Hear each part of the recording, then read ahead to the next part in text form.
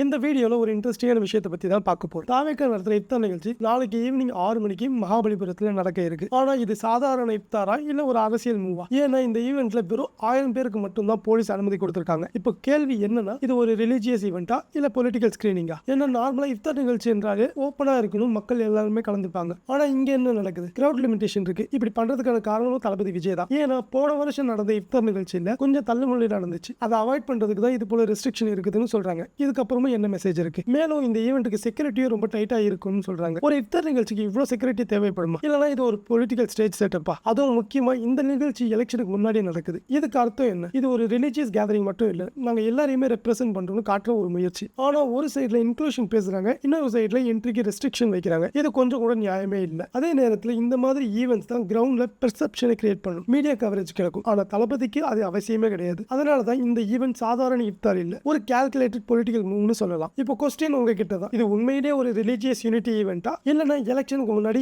இது ஒரு ஸ்மார்ட் ஸ்ட்ராட்டஜியா? நீங்களே சொல்லுங்க. இது போல இன்ட்ரெஸ்டிங்கான நியூஸ் தெரிஞ்சுக்கணும்னா மறக்காம நம்ம சேனலை சப்ஸ்கிரைப் பண்ணிட்டு சப்போர்ட் பண்ணுங்க. நன்றி.